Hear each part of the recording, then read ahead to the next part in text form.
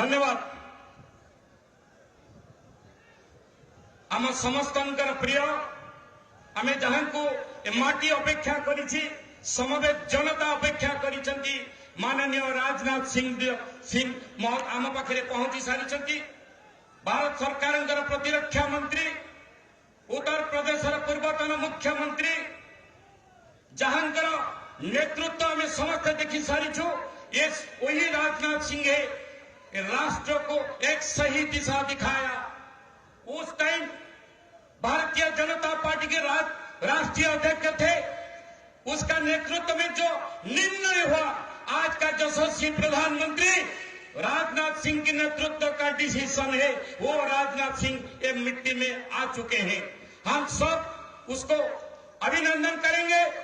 सर्वप्रथमे मु निवेदन करी भद्रक जिलार हेमंत भाई, बालेश्वर जिलार उमाकांत भाई, केउझर सबुज बर्मन महंत जिला सभापति, रायरंगपुर जिलार कृपा सिंधु महंत महोदय एवं बारिपदा जिलार कंदा सोरेन पूर्वतन विधायक समस्त मिलित भावे सम्मान देकी आज मयूरभंज माटी तरफ आम समस्ते अभिनंदन समस्ते कर गई माँ मैंने हुड़ी पकातु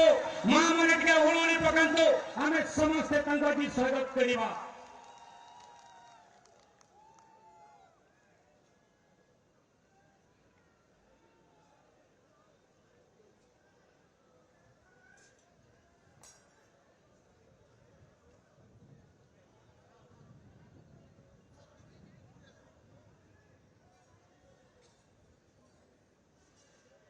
माटी माँ अंबिका माटी आम जहाँ कम करूँ माँ अंबिका को प्रणाम जणी आम आम शुभ कार्य करूँ।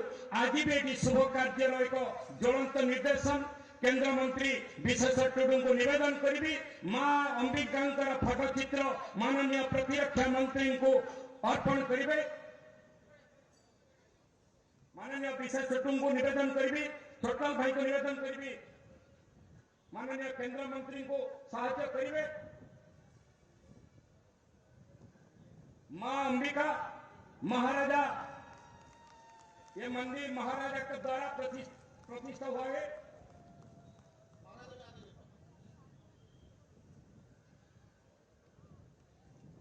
एबे डॉक्टर दिनेश सोलंकी झारखंड पूर्वतन शिक्षा मंत्री राजनाथ सिंह को उपढौकन देकरी स्वागत करुछंती।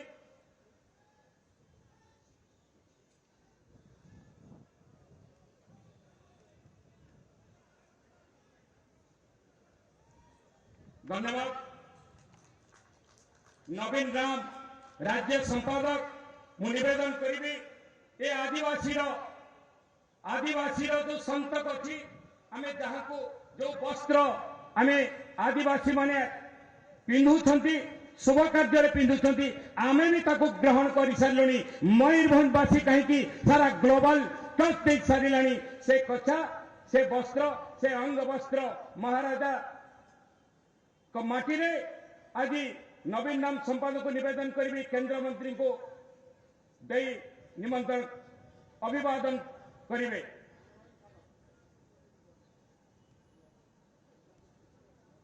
डॉक्टर कृष्णचंद्र महापात्र को निवेदन करी से आदिवासी का परिचय जहाँ आम समस्ते पिंधुछु से अर्पण करेंगे। एवं निवेदन करी नवचरण भाई को पुष्प गुच्छ उपढौकन देकी राज्य सभापति को स्वागत करेंगे। युवा मोर्चा राज्य कमिटी युवा मोर्चा निवेदन करी राज्य कमिटी युवा मोर्चा पुष्प गुच्छ दे एवं उपढौकन देकी केंद्र मंत्री को अभिवादन जणेबे।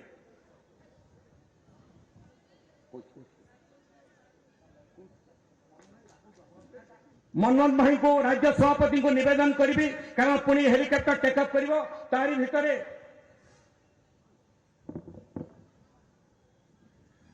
आज बारिपदारे चौपड़िया ठार अनुष्ठित कार्यकर्ता सम्मेलनी उपस्थित आमर समस्त आकर्षण पूर्वतन राष्ट्रीय सभापति पूर्वतन गृहमंत्री वर्तमान यशस्वी प्रतिरक्षा मंत्री राजनाथ जी आज उपस्थित आम ए अंचल लोकप्रिय सांसद एवं केंद्र मंत्रिमंडल मंत्री विश्वेश्वर भाई बालेश्वर सांसद पूर्वतन केंद्र मंत्री प्रताप षडंगी एवं उपस्थित सभा मंच समस्त विधायक समस्त पूर्वतन विधायक पूर्वतन सांसद जिला सभापति एवं उपस्थित समस्त राज्य पदाधिकारी केंद्र राज्यर दायित्व थिबा समस्त मोर नेतृमंडली सहयोगी भाई और भौणी मान उपस्थित बारिपदार चारिटी पार्लियामेंट रु आसीथिबा बुथ स्तरीय कार्यकर्ता एवं अन्यान्य समस्त जनसाधारण समय कम केवल राजनाथ सिंह आम शुणा मुझे विशेष अंतराय सृष्टि करी ना दुई लाइन रे मो वक्तव्य सारी आमे समस्ते यशस्वी प्रधानमंत्री नरेंद्र मोदी विषय अवगत अच्छी एवं राष्ट्रीय अधिवेशन सरी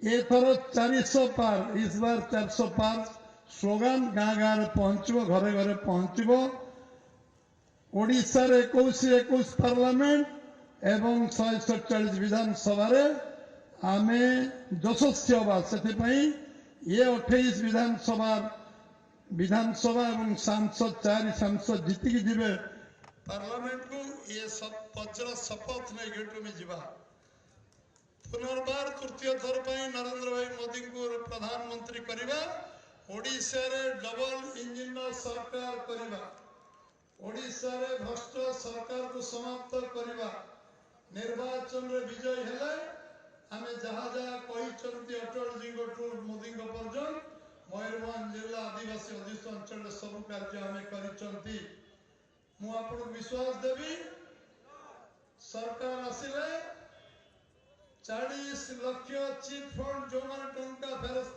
पाई नांती टंका 3 मास भीतर समस्त दिया जीव फेरस्त दिया जीव चिट फंड हिताधिकारी सब टंका पाइबे 40 लाख परिवार जो माने वर्ष वर्ष धरी पाइना द्वितीय 3100 टंका क्विंटाल धान चाषी माने पाइबे आम सरकार आसिले 3100 टंका क्विंटाल सब जलसेचन व्यवस्था 90 भाग जमी जलसेचन व्यवस्था आम करूँ सब खाली पड़ता सरकारी चाकरी को पूरण करूँ गोटे कैलेंडर ईयर एवं कृषि भित्तिक शिल्प शीतल भंडार को आरंभ करी तादन खटिया जाऊा बेकारी युवक को कर्म संस्थान ओडिशा रे दिया जीवो समस्ते आम एक कथा को नहीं गाँ गाँ जीवा घर घर जीवा लोक सहित बसवा आलोचना करवा मोदी को सफलता कहवा एवं ये 18,83,000 कोटी आत्मसात करवा सरकार विरुद्ध में कहवा एवं कला धन 350 कोटी सीज कथा कहवा गाँ गाँ बुलवा समस्ते ये संकल्प नहीं गाँ गाँ जीवा ये 2 मास कहीं शोवा नहीं बसवा नहीं समस्त को बहुत बहुत धन्यवाद भारत माता की भारत माता की। राजनाथ जी ये मैदान हमारे सबके लिए सुखद है इसीलिए सुखद है ये मिट्टी में प्रधानमंत्री अटल बिहारी वाजपेयी आए थे और हम सबको आशीर्वाद दिए थे और उसके झूले में भारत के प्रधानमंत्री बनने से पहले ये जो वोट मिला था 3 बार संसद चुन के आए थे और फिर नरेंद्र मोदी आए ये मिट्टी में ये कल्चरल शो मैदान है वो उसके जाने के बाद फिर हम प्रधानमंत्री के जाने के बाद फिर हम आ गए हैं यहाँ का जो संसद है मंत्री बन के आए हैं और आज ये मेरा सुखद अनुभूति है मैं जीआरसी कंपनी में आपका छाट कमर्स में काम करता हूं इंडिपेंडेंट डायरेक्टर मुझे आज ये ऊर्जा मिल रहा है आपका आशीर्वाद मिला था काम करने के लिए वो आज मैं आपको आमंत्रित करता हूं वो आप हम सबको एक मार्गदर्शन दीजिए मयूरभंज मिट्टी फिर एक बार फिर एक बार फिर एक बार फिर एक बार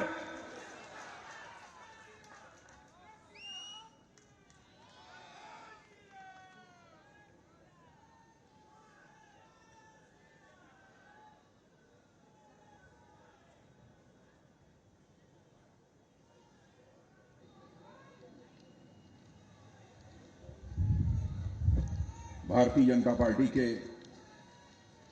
उड़ीसा प्रदेश के अध्यक्ष श्री मनमोहन जी शामल और हमारे भारत सरकार में मंत्री इंजीनियर विश्वेश्वर टुड्डू जी और भारत सरकार के पूर्व मंत्री और member of parliament Shri Pratap Chandra ji Sarangi, Shri Mohan Majhi ji, Shri Viranchi Narayan Tripathi ji, Shri Mrs Sukeshi Oram और कृष्णा चंद्र महापात्रा जी, नवीन राम जी, श्रीमती शिप्रा वाजपेयी, श्री अभिमन्यु सेठी, श्री महेश्वर साहू, श्री कांदेरा सोरेन, श्री कृपा सिंधु महापात्रा, उमाकांत महापात्रा, हेमंत पाड़ी, श्री भास्कर महल, श्री नाबा चरण माझी एमएलए हमारे सब, श्री बुधन मुर्मू, श्री सनातन बिजली, श्री सुकांता कुमार नायक, श्री सूर्यवंशी सूरज, श्री गणेश राम सिंह खुंटिया, श्री प्रवीण भंजन देव, श्री प्रमोद चंद पांडा, श्री रघुनाथ मोहंती, श्री लक्ष्मण टुड्डू, श्री पुरुषोत्तम नायक, श्री संजीव मोहंती। नाम बहुत सारे हैं और इस सभा में मौजूद मेरे सभी सम्मानित बहनों एवं भाइयों, शायद इस स्थान पर किसी सभा को संबोधित करने के लिए पहली बार मैं आप लोगों के सामने खड़ा हुआ हूं। वैसे तो उड़ीसा की बहुत सारी सार्वजनिक सभाओं को संबोधित कर चुका हूं, लेकिन शायद यहां मेरा पहली बार आना हो रहा है। क्यों मनमोहन जी? अच्छा, मनमोहन जी बतला रहे हैं दूसरी बार आना होगा। और आप लोगों ने फूलों की हार पहनाकर, साल भेंट करके, तालियां बजाकर हम लोगों का बहुत ही गर्मजोशी के साथ स्वागत किया है।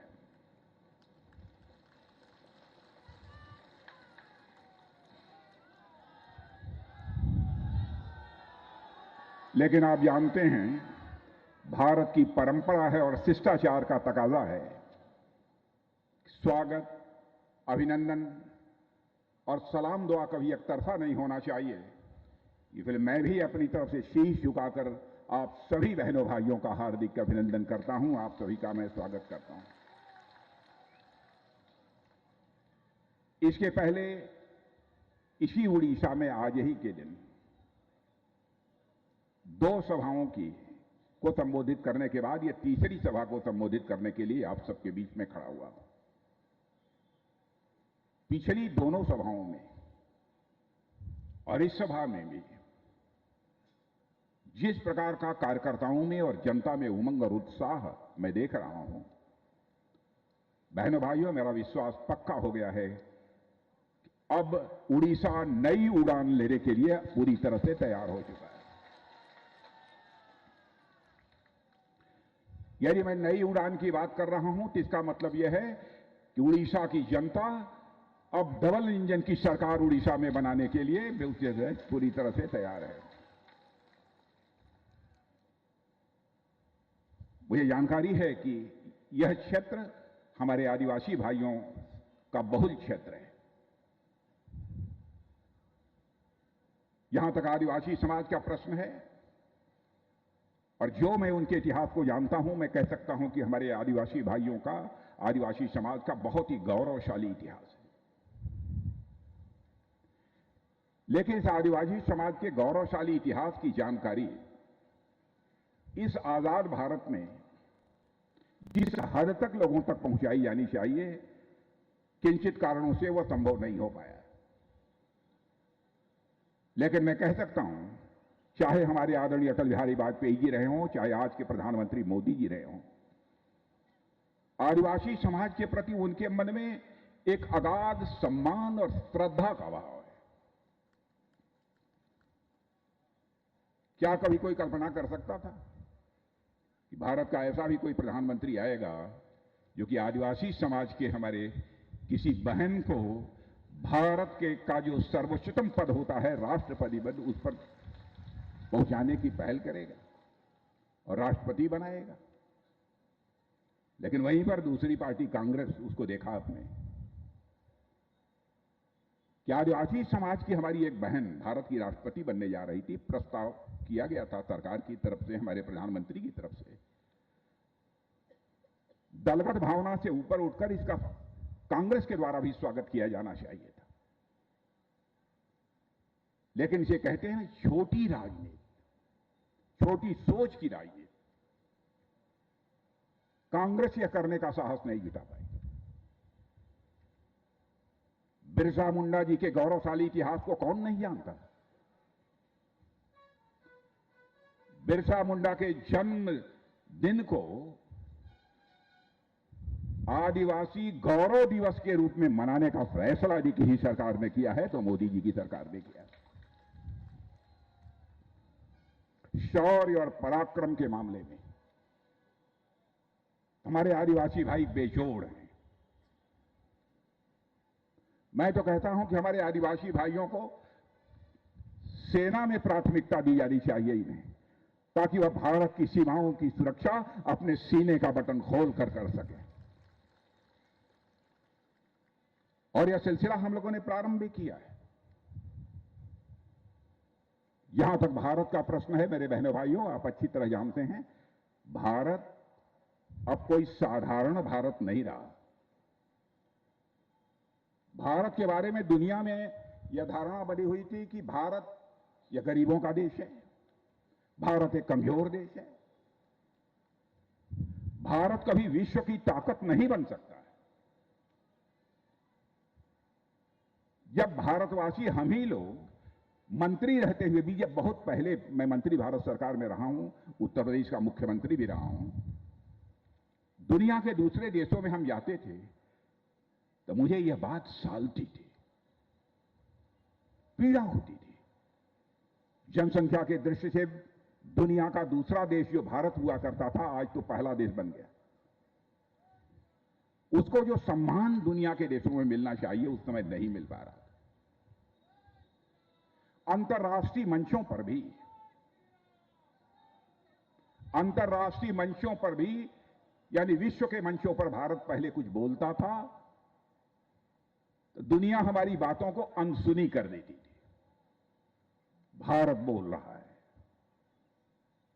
कमजोर देश है, गरीबों का देश है। लेकिन बहनों भाइयों, आप सीना ठोक कर आज कह सकते हैं, आज ये अंतर्राष्ट्रीय मंचों पर भारत कुछ बोलता है तो सारी दुनिया कान खोलकर सुनती है भारत बोल क्या रहा है।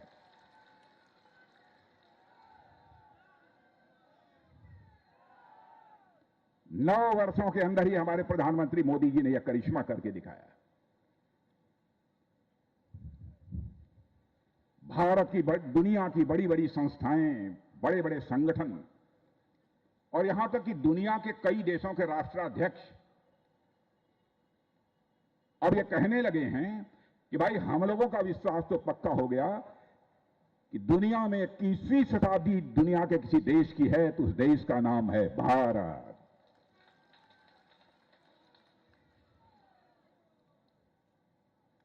पहले धन दौलत के मामले में, यानी अर्थव्यवस्था के आकार के मामले में हम लोग दुनिया में 11वें स्थान पर खड़े थे। यह कांग्रेस की हुकूमत की बात बतला रहा हूं। कमाल किया है हमारे प्रधानमंत्री ने, मेरे बहनों भाई, कमाल किया है। आज जो कल भारत दुनिया के देशों में अर्थव्यवस्था के आकार, जीडीपी के मामले में 11वें स्थान पर था, आज आपको जानकर खुशी होगी, आपका सीना गौरव के साथ फूलेगा मेरे बहनों भाइयों, कि आज भारत 11वें स्थान से जंप लेकर आज 5वें स्थान पर पहुंच गया।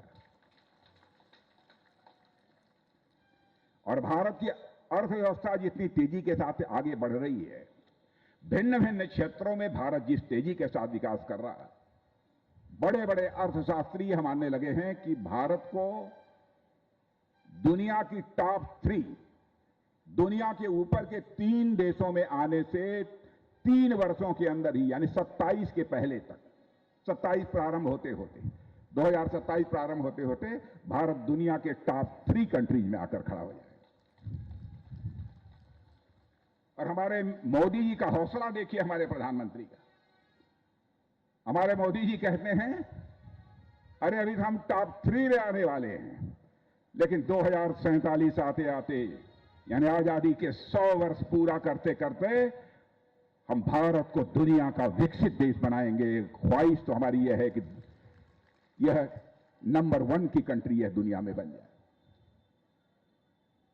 भारत के प्रति सारी दुनिया में बेहद सम्मान बढ़ा है। उसका श्रेय जहां पर हमारे प्रधानमंत्री को मैं देना चाहता हूं, वहीं पर हमारे देश की जनता ने जिस प्रकार से संबल दिया है, प्यार दिया है, मोहब्बत दी है, हम उसका श्रेय इस हिंदुस्तान की जनता को भी देना चाहते हैं। लंबे समय तक आप लोगों ने कांग्रेस की हुकूमत देखी है, लंबे समय तक। जब कभी भाषण देने के लिए कांग्रेस के नेता खड़े होते थे तो कहते थे हमारी सरकार बना दो, हम हिंदुस्तान से गरीबी भगा देंगे, गरीबी समाप्त कर देंगे। बहनों भाइयों, 70 वर्षों में कांग्रेस ने गरीबी समाप्त किया? मैं आपसे सवाल पूछना चाहता हूं, 70 वर्षों में कांग्रेस ने गरीबी समाप्त किया? गरीब समाप्त होते जा रहे थे, गरीबी समाप्त नहीं हो रही थी। हालात ये हो गए थे। और यह मैं नहीं कह रहा हूं, नीति आयोग, पढ़े लिखे लोग जानते होंगे नीति आयोग के बारे में। आज नीति आयोग कह रहा है कि वाह मोदी जी, आपने तो करिश्मा कर दिया, 25 करोड़ लोगों को उन्होंने गरीबी के संकट से हिंदुस्तान में 9 वर्ष के अंदर ही बाहर कर दिया।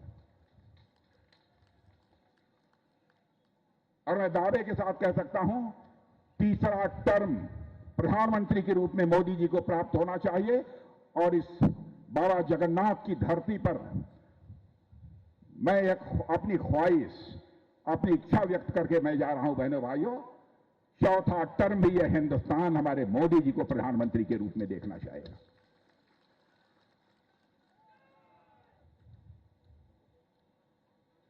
जो होता था दुनिया में भारत को आंख दिखाता था। कांग्रेस के हुकूमत में बराबर आतंकवादी वारदातें होती थी, नक्सलवाद, आतंकवाद, उग्रवाद लगातार बढ़ता जा रहा था। बहनों भाइयों, नक्सलवाद सिमट कर 2 जिलों में रह गया है, जो कि 40-50 जिलों में था। आतंकवाद का जहां तक सवाल है, आपने देखा होगा 2017 में एक बार चोरी से, मैं उसको चोरी से कहना चाहता हूं, भारत की सीमा में घुसकर पाकिस्तान के कुछ आतंकवादियों ने हमारे सेना के जवानों पर कातिलाना हमला कर दिया। हमारे प्रधानमंत्री को जानकारी मिली। मैं उस समय भारत का गृह मंत्री था, मुझे बुलाया, राष्ट्रीय सुरक्षा सलाहकार थे, रक्षा मंत्री उस समय के हमारे स्वर्गीय पर्रिकर जी हुआ करते थे। मुझे आश्चर्य हुआ, तरह तरह के लोग सुझाव दे रहे थे, मैं भी सुझाव दे रहा था कि यह करना चाहिए, यह करना चाहिए। प्रधानमंत्री ने क्षण भर की देर नहीं लगाई बहनों भाइयों, उन्होंने फैसला कर लिया। और उसके बाद आपने देखा कि हमारे सेना के जवान जिस तरीके से एयर स्ट्राइक और एक मामले में सर्जिकल स्ट्राइक किए, उससे सारी दुनिया को यह संदेश चला गया कि भारत कोई छेड़ेगा तो भारत केवल सीमा के इस पार नहीं, जरूरत पड़ी तो सीमा के उस पार भी जाकर मार सकता है। यह है भारत की ताकत।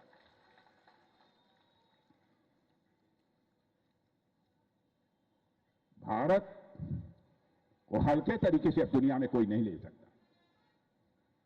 क्या क्या काम किया है मैं देख रहा था, मैं आंकड़े उठाकर मैं नोट भी कर रहा था। क्या करिश्माई काम किया है मोदी जी ने, जिसकी हम लोग कभी कल्पना नहीं कर सकते थे। बहनों भाइयों, 70 साल में कांग्रेस पार्टी ने केवल 3.5 करोड़ परिवारों को पाइप से जल, नल से जल पहुंचाने में कामयाबी हासिल की थी। और मोदी जी ने 5 साल के अंदर ही 10 करोड़ से अधिक लोगों के घर में नल से जल पहुंचा दिया। यानी इस समय देश हमारा एक्सप्रेस स्पीड से बढ़ रहा है, तेजी के साथ, एक्सप्रेस स्पीड से तेजी के साथ आगे बढ़ रहा है। अब यहां के साथ राज्यों के साथ भी किस तरीके से कांग्रेस की सरकार भेदभाव करती थी। राज्यों के साथ भेदभाव इस हद तक था, पहले केंद्र सरकार राज्यों को मिलने वाली जो धनराशि थी वह केवल 31% देते थे जितनी टोटल धनराशि रहती थी। लेकिन हमारे प्रधानमंत्री ने कहा कि जब तक राज्यों का विकास नहीं होगा, प्रदेशों का विकास नहीं होगा, तब तक देश का विकास नहीं हो सकता। इसलिए चटपट बढ़ाकर 31% से उन्होंने 42% उसको कर दिया।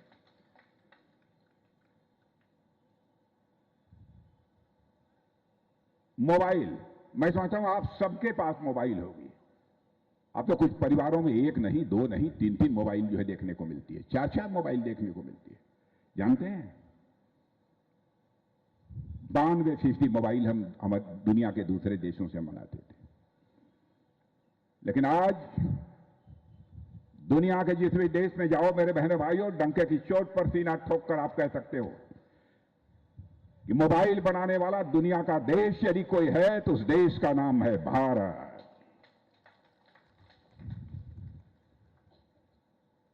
पहले यहां पर हवाई अड्डे 74 थे, आज हवाई अड्डों की संख्या बढ़कर 179 हो गई है। कैसे हुआ? अब जैसे मैं एक उदाहरण लेता हूं किसानों का, बड़ी संख्या में किसी एक पेशे में लगा हुआ भारत में यदि कोई है तो किसान है। किसान के पास अपनी पूंजी न होने के कारण, यानी बुआई के समय, दवा डालते समय और साथ ही साथ सिंचाई के लिए जो थोड़ा बहुत पैसा चाहिए था हमारे किसान भाइयों के पास, छोटे किसान भाइयों के पास तो होता ही नहीं था, वो किसी से कर्ज लेते थे और इस कर्ज के बोझ के तले दबे दबे उनकी सारी जिंदगी कुढ़ते कुढ़ते गुजर जाती थी, वह दम तोड़ देते थे। मोदी जी ने करिश्माई काम किया। आते ही प्रधानमंत्री किसान सम्मान निधि के अंतर्गत प्रतिवर्ष किसानों के खाते में 6,000 रुपया भेजना उन्होंने प्रारंभ कर दिया। आप जानते हैं जब राजीव गांधी जी भारत के प्रधानमंत्री थे तो उन्होंने कहा कि हम क्या करें, मेरी समझ में नहीं आता। हम दिल्ली से 100 पैसा भेजते हैं लेकिन नीचे पहुंचते पहुंचते बामुश्किल 14 पैसा लोगों की जेब में पहुंच पाता है। यह उन्होंने अपनी लाचारी, अपनी बेबसी उन्होंने व्यक्त की थी। प्रधानमंत्री होकर राजीव गांधी ने यह बेबसी व्यक्त की थी, लेकिन हमारे प्रधानमंत्री ने इसे चुनौती के रूप में स्वीकार कर लिया। और बहनों भाइयों, मैं आपको बतलाना चाहता हूं, मैं गृह मंत्री बना ही था, उनके प्रधानमंत्री बनने के बाद पहली बैठक थी, मैं भी उसमें मौजूद था। अधिकारियों की बैठक प्रधानमंत्री ने बुलाई थी और उन्होंने कहा भाई ऐसा है कि जिन लोगों का बैंकों में खाता नहीं खुला है जल्दी से बैंकों में सभी के खाते खुल जाने चाहिए। तो मैंने धीरे से कान में पूछा कि मोदी जी ये बैंकों में खाता खुलने से क्या हो जाएगा, इसको आप इतनी प्रायोरिटी क्यों दे रहे हैं? कहें राजनाथ जी बैठक के बाद बतलाएंगे। बहनों भाइयों, करिश्मा हुआ है, बैंकों में खाते खुल गए। जहां राजीव गांधी कहते थे हम 100 पैसा भेजते हैं और लोगों की जेब में बामुश्किल 14 पैसा पहुंच जाता है, आज हमारे मोदी जी डंके की चोट पर यदि 100 पैसा भेजते हैं तो 100 का 100 पैसा लोगों की जेब में पहुंचता है। भ्रष्टाचार पर अंकुश भाषण देकर तो नहीं लगाया जा सकता। भाषण देकर आप भ्रष्टाचार को समाप्त नहीं कर सकते। भ्रष्टाचार समाप्त करने के लिए व्यवस्था में बदलाव लाना पड़ेगा, सिस्टम में चेंज लाना पड़ेगा, तब जाकर हो सकता है। और इस काम को हमारे प्रधानमंत्री ने बखूबी किया है। गरीबों के प्रति हमदर्दी कितनी है। आप सब यहां पर बैठे हैं, मैं कहना चाहता हूं, हमारी कोई भी बात गलत हो, आप अखबारों में अपना वक्तव्य दे सकते हैं, स्टेटमेंट दे सकते हैं, मेरी आलोचना कर सकते हैं, आपका मैं स्वागत करूंगा। क्योंकि मैं आपकी आंखों में धूल झोंक कर मैं आपका समर्थन नहीं चाहूंगा। मैं आपका समर्थन चाहूंगा तो आपकी आंखों में आंख डालकर मैं आपका समर्थन चाहूंगा।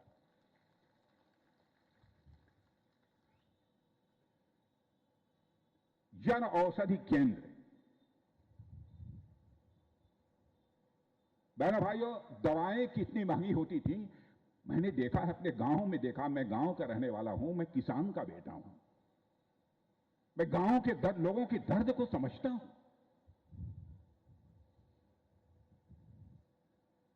परिवार में यदि कोई बीमार पड़ जाता था, डॉक्टर दवा लिख देते थे, तो हम लोग जरा गांव के ठीक ठाक लोग थे, आते थे, बाबू डॉक्टर साहब ने दवा लिख दिया, 500 रुपया की दवा है। बहनों भाइयों, दिल भर जाता था।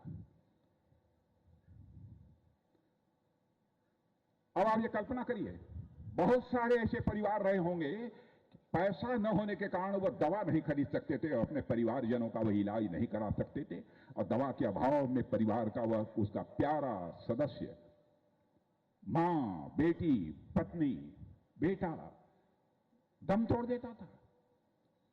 आज जन औषधि केंद्र पर चले जाइए, 70 से 80% दवा सस्ती मिल जाएगी मेरे बहनों भाइयों, और यहां भी मिलती होगी, मैं दावे के साथ कह सकता हूं।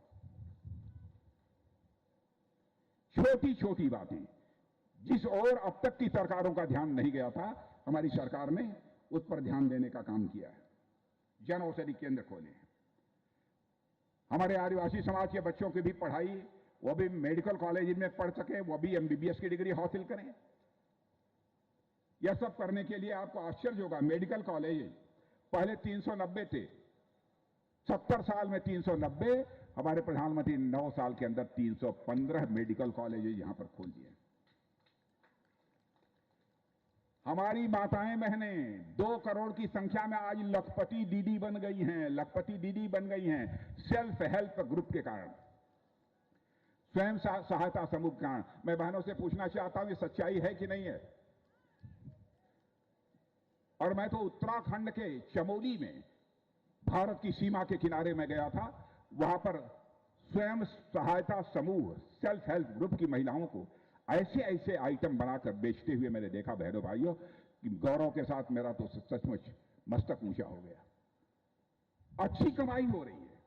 वहां के मुख्यमंत्री पुष्कर धामी जी ने मुझे बताया कि सर आपको मालूम नहीं है, ये बहुत गरीब परिवार की महिलाएं हैं, आज देखिए इनका तेवर, इनकी बातचीत करने की शैली सब बदली बदली आपको नजर आएगी। यह सेल्फ हेल्प ग्रुप का करिश्मा था। और हमारे प्रधानमंत्री का संकल्प है कि अगले 5 वर्ष का समय दीजिए, 2 करोड़ की संख्या में और हमारी बहनें लखपति दीदी बन जाएंगे। हमारे यहां के ऋषियों और मनीषियों ने कहा है कि यत्र नारायणस्तु पूज्यन्ते तत्र देवा हरमन्ते, तत्र रमन्ते देवा। हमारे यहां कहा गया है, जहां नारियों की पूजा होती है वहीं देवता रमण करते। किसी का ध्यान नहीं गया।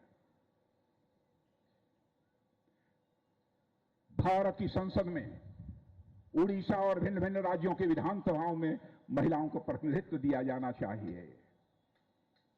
इसके नारी शक्ति बंधन अधिनियम लाने का काम भी यदि किसी ने किया, चर्चा कांग्रेस पार्टी लगभग 30-35 वर्षों से लगातार लोग करते चले आ रहे थे,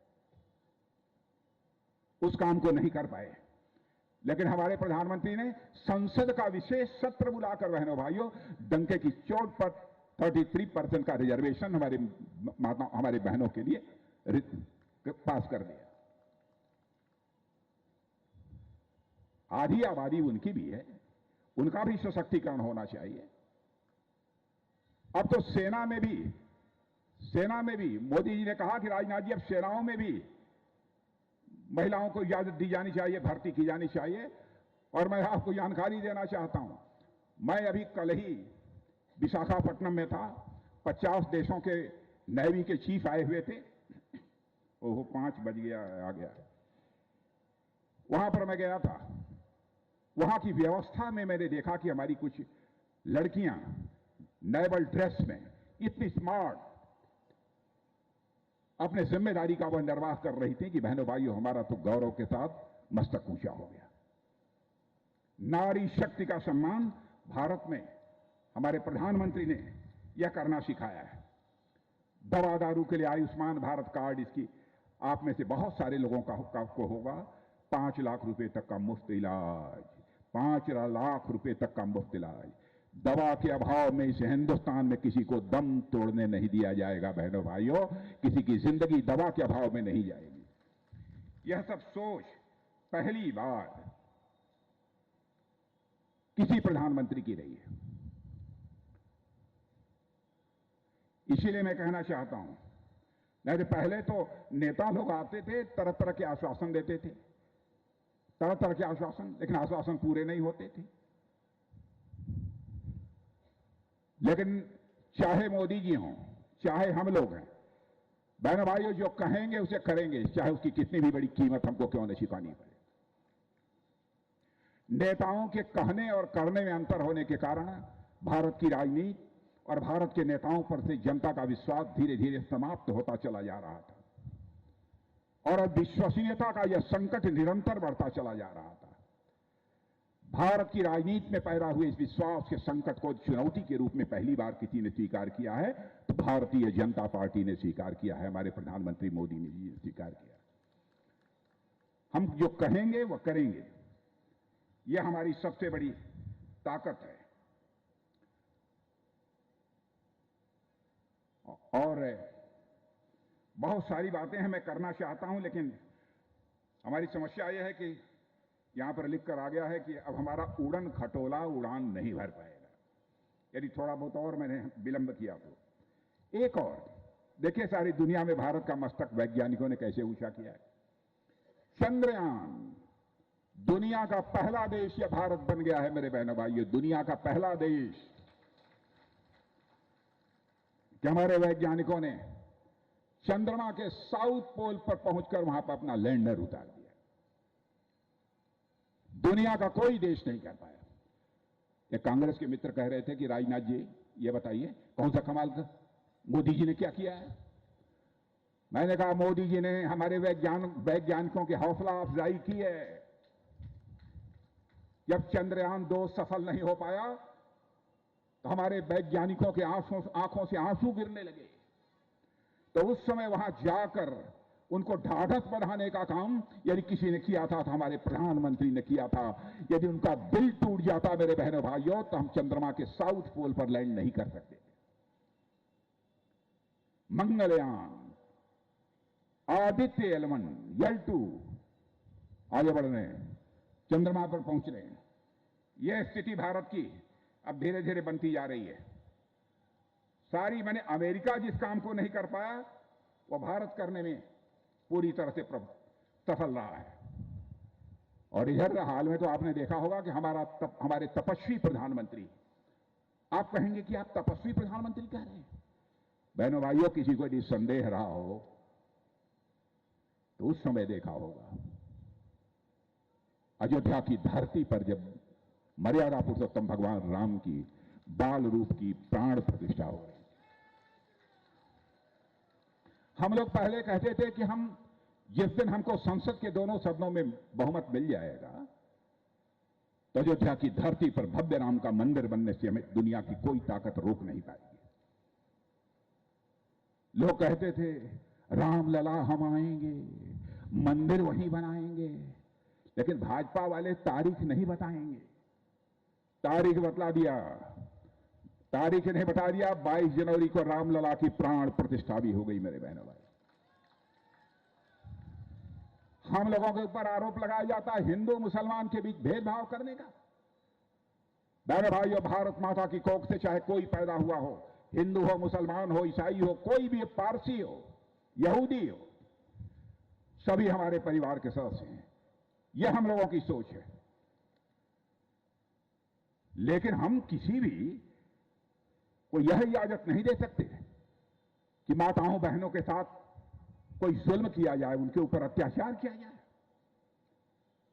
तलाक तलाक तलाक 3 बार बोलकर उनकी छुट्टी कर दी जाती थी। मैं आपसे पूछना चाहता हूं, क्या ये उचित था? चुटकी बजाकर बहनों भाइयों, हम लोगों ने 3 तलाक की प्रथा को समाप्त कर दिया। हम राजनीति केवल सरकार बनाने के लिए नहीं करते हैं, हम राजनीति करते हैं तो देश बनाने के लिए राजनीति करते हैं, देश बनाने के लिए राजनीति करते हैं। चल रहे हैं। इसलिए बहनों भाइयों, फिर कभी मिलेंगे, आपके साथ बातचीत करेंगे। लेकिन आज के अवसर पर मैं आप सबसे यही अपील करना चाहता हूं, इस बार चुनाव आ गया है लोकसभा का और विधानसभा दोनों का। बहनों भाइयों, डबल इंजन की सरकार उड़ीसा में बना दीजिए, डबल इंजन की सरकार बना दीजिए, मैं अपील करना चाहता हूं। और इन्हीं शब्दों के साथ जो हमारे कार्यकर्ता बहन भाई हैं, मैं उनको यह भी कहना चाहता हूं, डबल इंजन की आपने सरकार बना दी। मनमोहन सामल जी हमारे यहां पर प्रदेश के अध्यक्ष बैठे हैं। सामल जी, मैं आपसे यह कहूंगा, डबल इंजन की यदि सरकार बन जाती है, एक बार मुझे फिर से इसी मैदान में आप आमंत्रित कर लीजिएगा। और बहनों भाइयों, यदि मैं दोबारा आपके बीच आऊंगा तो फूलों की हार पहनकर अपना स्वागत कराने के लिए नहीं आऊंगा।